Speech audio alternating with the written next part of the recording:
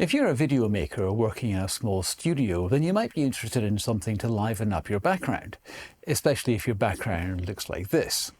And the new generation of flashlight-style projectors look like they might do the job, and at a very reasonable price. A case in point is the new K&F Concept SP25C. But does it really deliver? Will this work, or will it struggle to be seen against even mild video lighting? In this video, I'm going to show you the answer so you can judge whether it will work for you.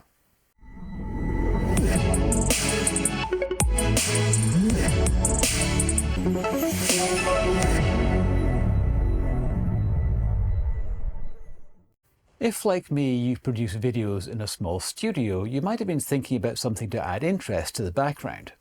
A projector which can throw a gobo pattern on the wall seems like a good idea. The recent clutch of flashlight-style projector lights looks like a good answer here, as they might do the job at a very reasonable cost. But are they bright enough to actually be seen against a typical studio lighting setup? The new K&F Concept SP25C looks like a strong contender here.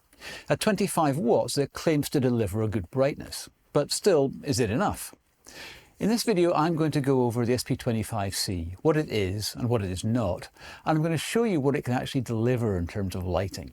I'm going to show you my exact lighting kit and what the SP25C looks like in various alternative lighting scenarios. So let's get into it. Let's start off by looking at the light itself, what you get for your money and how it works. In the box you get a pretty decent kit of parts. The light itself, of course, a nice velvet-like bag to store it in, the silicone gobo holder, a mounting head with a 1/4-20 thread and a cold shoe mount on the bottom, 20 gobos, 17 patterned and 3 blanks, a USB-C cable, and the usual instructions and so on. The mounting head is a simple hinge-type head, not a ball head. Mine was broken when I got it. The ring that tightens the cold shoe on the bottom was cross-threaded, but I was able to fix it, and I have like a dozen of these anyway. The light itself is compact on one hand, but still pretty hefty. It's bigger than most flashlights. Still, it's certainly easy enough to carry around and rig, and of course this is your light fixture, projector and battery power all in one. It's well built and all metal on the outside, which is nice. There are 1/4-20 mounting holes top and bottom, although which side is the top is up to you, a USB-C socket on one side, and the power and control knob on the other side. There are rows of cooling vents around the top, and there's an always-on fan on the inside. The manual warns you not to block the airflow here. The knob on the side is the only control. It's surrounded by a multicolour LED which tells you the battery or charge state. Press it for a second and then turn it to turn the light on. Click it to cycle between the various colour modes, and then turn it to adjust brightness. The front end of the light rotates pretty easily and pulls forward to adjust spot size.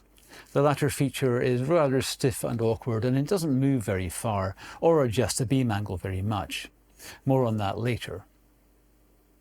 One disappointing thing is that the light is marketed as being an RGB light, and that just isn't true. RGB stands for red, green, blue, and the SP25C has no green. What it does have is 4 colour chips: cool white, warm white, red and blue, and you can use one of those chips at a time. You press the power button to cycle between the colour modes, so there's no blending and no way to dial in any colour temperature beyond choosing between the cool white and warm white.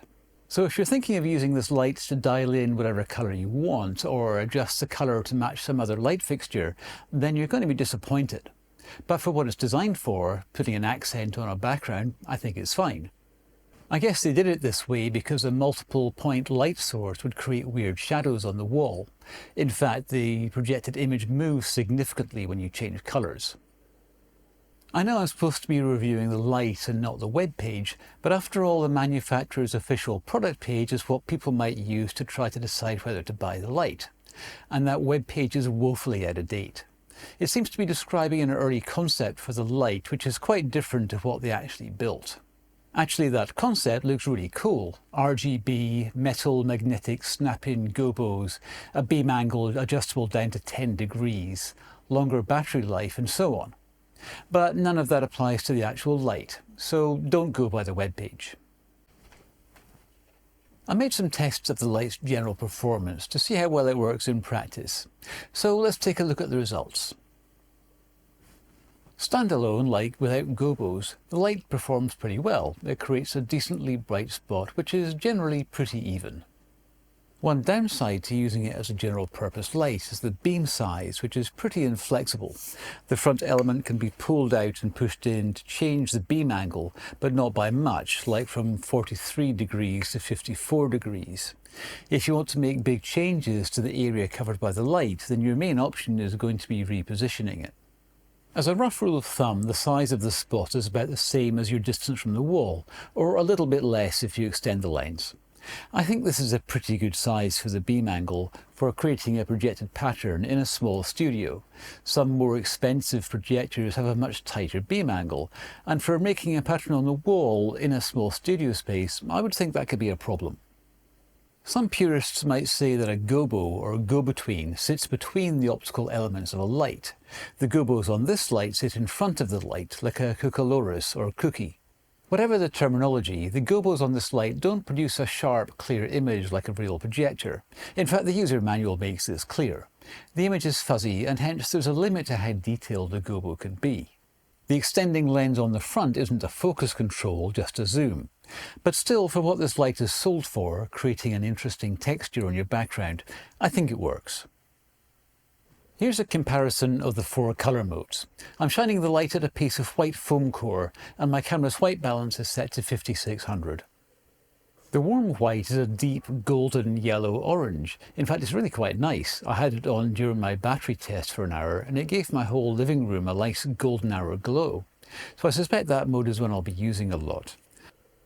The red mode is by quite a way the dimmest of the 4, which could be a little disappointing if you're planning to coordinate this in a studio with other lights. I ran some battery life tests, and my results are a little disappointing. The makers claim a runtime of 70 minutes, but I couldn't achieve that. Maybe my unit's battery isn't up to spec. Anyhow, the runtimes I got were between 62 and 66 minutes across all 4 colour modes. I was a little disappointed that the red runtime wasn't a bit longer, given how much less light it produces. For the record, the blue runtime was the longest, but the variation was pretty small, so maybe that's not significant. Heat is a thing to be aware of, since after all this is a pretty powerful light, but it's not dreadful. In use the light gets hot, but not terribly. It's not like leather gloves territory. And the gobo really isn't an issue. After an hour at full power, the gobo is only a little bit warm. The light takes about 3 hours to charge from my 65-watt charger. The light has a fan in it, which is always on when the light is on, so there's a certain amount of noise, but it's pretty quiet. If you're hearing some whiny fan noise right now, that's probably my kicker, which is pretty intrusive. Let me turn that off and we'll do a comparison.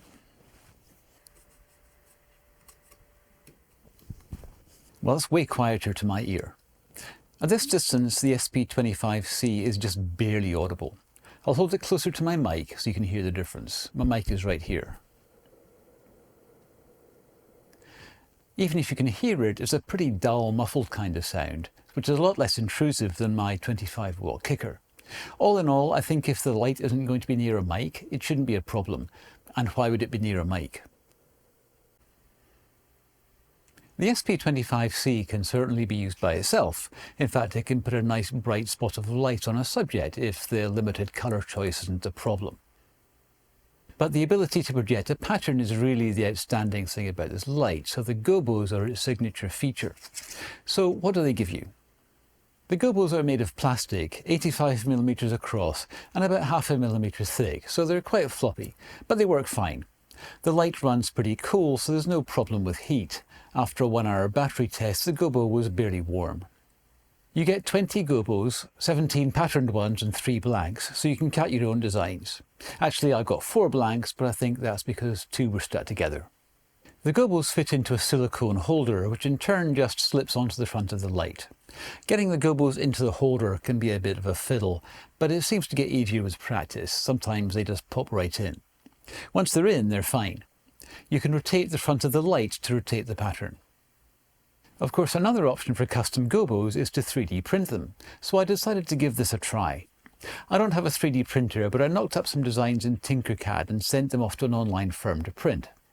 I had them printed in black nylon, 1mm thick, and the result is pretty nice. The gobos are nice and stiff and pretty robust, and they work well in the holder. I wanted a blinds pattern, but I didn't know if it would just blur out if the lines were too narrow, so I tried printing various patterns with different spacings to see how it would work out. And I was very pleased with the results. Even with 2mm bars and gaps, the resulting pattern is pretty distinct. 4mm bars and gaps works great. Now I wish I'd tried some finer patterns just to see how fine you can go. Even text works better than I'd expected. I didn't bother trying to anchor the middles of the letters, as you can see, and I don't know how to do that in Tinkercad. But my main concern was the chunkiness of the font. Tinkercad doesn't give you a lot of control over fonts, and the stems on these letters are just about 2mm. Even so, they turned out to be quite legible, so I was pretty pleased with that. I'm going to share all of my Tinkercad drawings, and I've made a bundle of the STL files in case you just want those. Links to both are in the description. So as I said at the start, my main concern for a light like this is, can it actually make itself seen against my studio lights?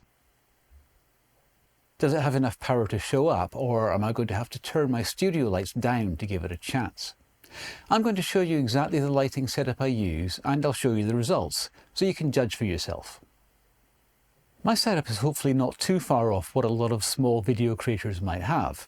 I don't do these videos very often, so I don't have a permanent setup, and my lighting kit is a real mishmash. And my backdrop is my living room wall, which is, yeah. So it seems like something like the SP25C should do well here. So does it? My key light is an Amaran Ray 120, that's a 120 watt LED light. It's 1.2 meters from me and about 2.2 meters from the wall.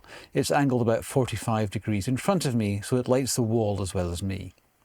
It's shooting through a 90 centimeter softbox, which is about 80 centimeters from me. The fill light is an Amaran 100D, about 1.1 meters to my left, and behind me I have a 25 watt kicker mounted above my head.